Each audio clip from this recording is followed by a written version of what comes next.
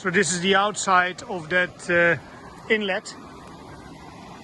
And again, this is a moment when I don't want to drop my phone. Like we had a moment like this yesterday. Nice smelling water.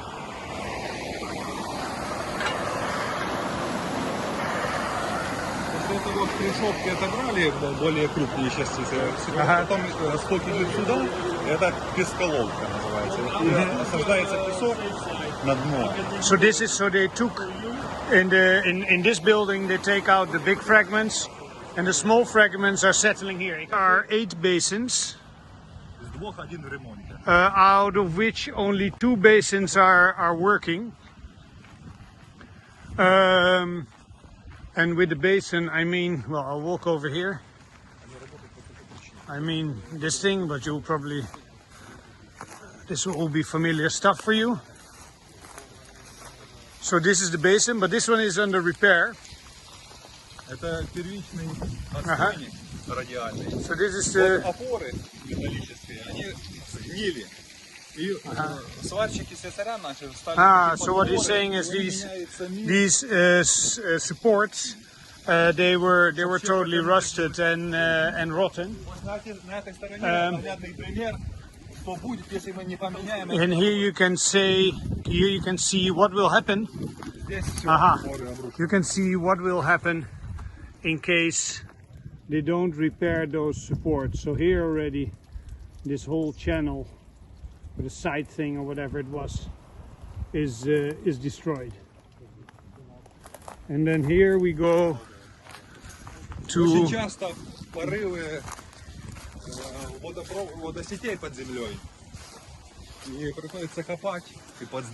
So and very often the pipes that are under the ground here, they're destroyed. Доброго дня. Jak ваши sprawy? Dobre. And so this is the only basin that is working here actually. So this is the primary basin. Это механическая дальше стадия очистки. На дно оставляется сырой осадок. So here on the bottom. На пруды, у нас есть пруды, биопруды. Мы откачиваем сверху, всплывает там жир. Вот эта ферма по кругу ездит, и есть такой поплавок, жироприемник. So on the top there you see the fat that's being taken off of the surface.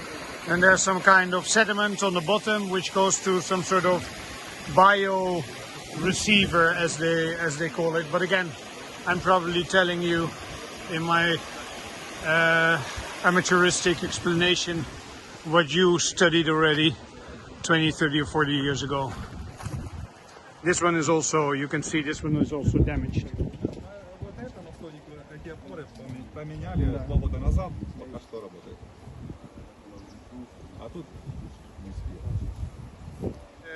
Very difficult and expensive process to get these aeration pipes to the surface to repair them. Это все было построено в 80-е, 60-е, 80-е, 90-е. So this was built in the 80s. So you can see, I can just pull it apart. And for them it's unmanageable, undoable to repair all this. So they have to live with what they have. So they have the only compressors that work are 2 new compressors, but they're working at full capacity. So this is the second compressor. And this is also old Soviet compressors that already don't work anymore. Made in the USSR.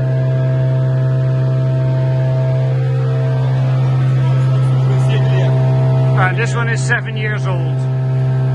А сколько тут можно? 10 тысяч. So this one is the one of 10,000 cubic meters of air. The other one was 8. So this is the, in principle, working pumping station, but you can already see the results of the cannibalization. So they already cannibalized pumps here, and they're cannibalizing pumps here and so on.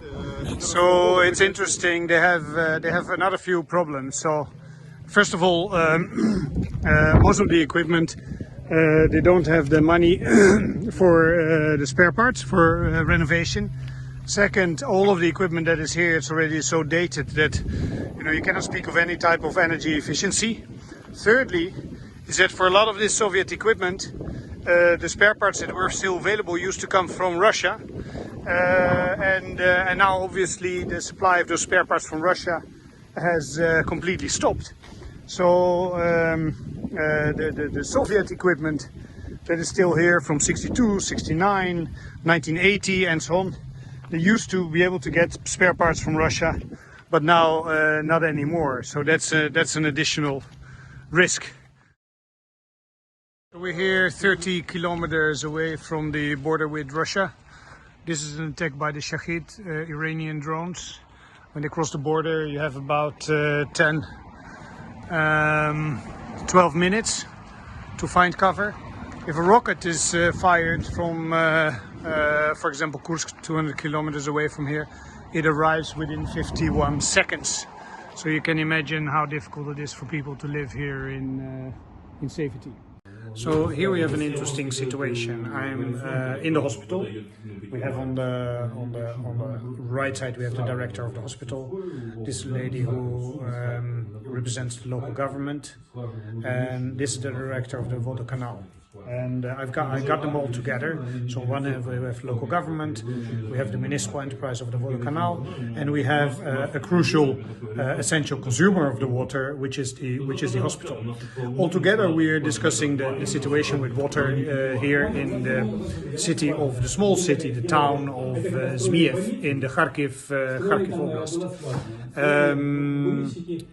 Interesting thing is that one, they don't have, let's say, simplified overall strategies. So when I try to ask them, like, okay, tell me, let's say in a structured way, what is going on? What are your problems? What are potential solutions? What are the costs or the potential budgets for solving these problems? They cannot say. But so, for example, I'm now working with them on trying to create a very simple plan, a general plan, which, for example, if we talk about a water canal, it will be wells, filters, distribution pipes, and then we go to sewage channels and water cleaning, or how do you call it, water purification. So these 5 elements, and what I'm asking them to do is to take these 5 elements and to describe first on a higher level, and then going into detail what are the problems, solutions and required budgets for each of these 5 areas. So wells, filtering of let's say the incoming drinking water, distribution in the pipes of for the drinking water, and then the sewage water canals, and then the water cleaning, water purification. So we will work with them on that, because all the water canals with whom I'm talking, they basically have the same problem. They don't have sort of like a helicopter overview of what their situation is and what they need. But there's a 6th element, and the 6th element is that most of these water canals, most of these municipal enterprises, and this applies to also other municipal enterprises, they don't have any idea how they could cooperate technically, financially and legally with foreign donors. So they even don't know, could they receive equipment, or could they receive funding? What will be the type of contracts? In terms of transfer of technology, they cannot say yet what would be the certification requirements, what will be the requirements for, let's say, harmonizing EU standards with Ukrainian standards. So there are a lot of questions that have to be answered before any concrete project could be done. And I think one of the interesting projects we could do is to work with these kind of people. We're now in Zmiev, and the lady who is the representative of the local government, she's very smart, she's very practical, she understands immediately what I mean. But what could be an interesting case to work out is, let's say, the practical, so in these 5 areas of the operation of a Vodokanal, but also the legal, technical and financial realities of doing a partnership, a cooperation project between the Netherlands and between Dutch donors and or international donors and Ukrainian parties, like a local government, like a local Vodokanal, and like a local like a consumer of the water. So this is something that I'm thinking about that really requires attention, and all the meetings that I've had. Now this is the 3rd Vodokanal that I'm meeting in 3 days, and all the meetings that I've had, it turns out that these are the biggest problems. So they don't have an overview, just a practical overview, let's say a high-level overview of what's going on, what will be overall solutions, what will be overall investment budgets, and they have no idea how to create the technical, legal, financial infrastructure and agreements that would not conflict with Ukrainian standards, Ukrainian law.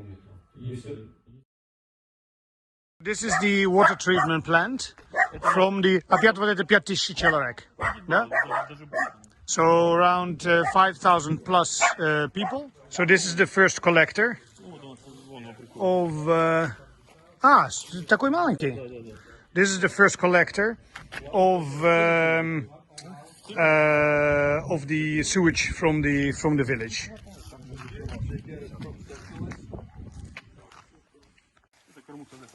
So now we're going to the second stage. So the first stage was the collector that you just saw, where the waste from the 5,000 plus people comes, the sewage from the 5,000 plus people comes in.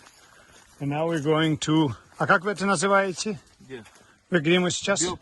And then they have like the bio plate. А вот тут это промежуточные.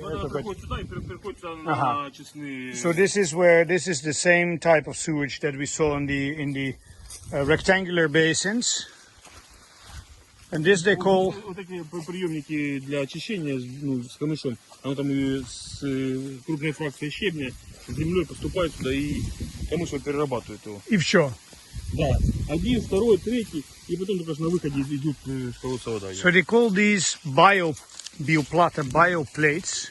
So it looks like they're just putting the waste in sort of these kind of biological natural basins, and you have like... А тут можно ходить, я не проваливаюсь, да? Очень не хотелось бы тут проваливаться. So I don't want to step in the wrong place where, but so this is, here you can see. Камышом очищается. Камышом это щебень. Ну, под низом там щебень, растут камыш, и происходит процесс очистки. And so камыш, it's like stones. Нет, камыш это вот растение. А, растение! А, окей. So they have like sort of, they have so, and, и это как террасы получается, да, которые, в принципе, следующие еще ниже. Ну, они на уровне просто. Один процесс, он сюда пришел, второй процесс, как бы, ну понятно. разный. So the water is basically purified or treated by this growth, and they have some gravel on the bottom, and that's about all they do here. And they have 1, 2, and then further they have a third one. И потом это уже через какой-то труба или просто в земле? И труба именно в реке? А на поле. So at the end there's a pipe, and that pipe is drained into the field.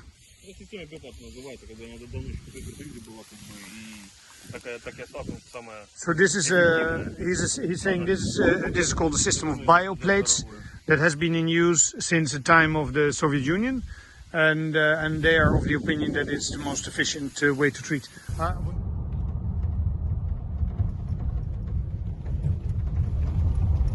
And Dmitry is saying that with water it's the same situation. So they have many water pipes that burst, that need to be replaced. and they have the added problem. I mean, it's the third problem. So they have like the 50-60-year-old age of the water, heating, sewage infrastructure. That's one. Two, all the pressures of the war and destruction of the war. Three, for this particular Slobozhensk town, it's a mono town. So it's a town that really belongs to that is completely dependent of the combined heat and power plant that is operating here. Or most of the people here work there, but the heating, water and sewage infrastructure belongs to the combined heat and power plant, whereas, for example, the roads are the responsibility of the municipality.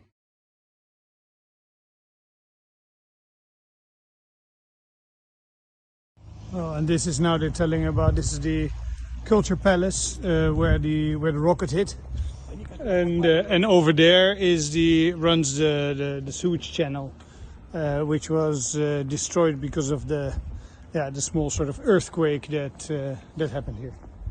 7 women died when the rocket hit this palace of culture. So here we see another result of the impact of war. We just saw about 300 meters away from here. There we saw the House of Culture that was the place where a rocket hit, and basically the explosion was so big that a entire small earthquake happened, and then the old sewage infrastructure basically broke down.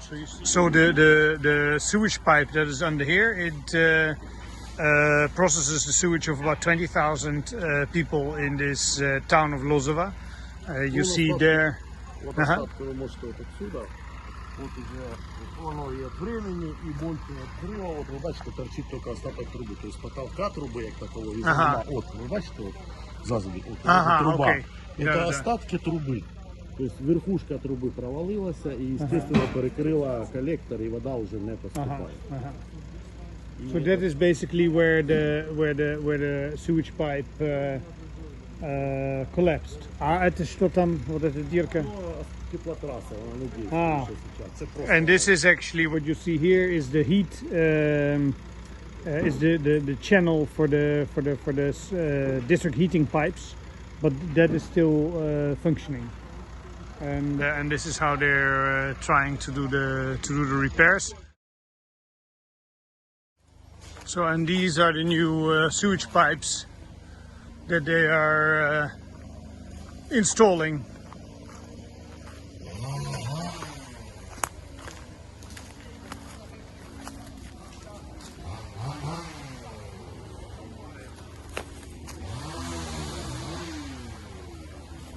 After the attack, they didn't have water for... Сколько время воды не было? До 2,5 суток. So 2.5 days, about 10,000 people didn't have water here in this area. So this is where they had like a big water distribution tank. People came here for the water. And here you can also see that they had to repair everything. And this is already a completely new. And here you see this one functions.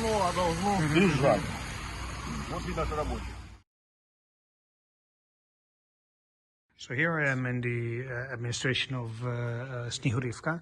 It's a municipality in the Mykolaiv Oblast. And one of the things we're discussing here is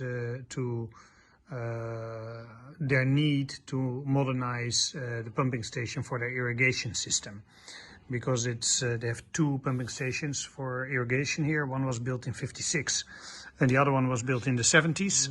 They were damaged partly by the war, but they made the reparations already. But yeah, they're built in 56 and in the 70s. So the energy consumption, the pumps and all the equipment is from those years, and the energy consumption is extremely high, thus leading to high water tariffs for all the farmers that need the irrigation here. And this is our local man Alex here. This is Wouter from our board in the Netherlands.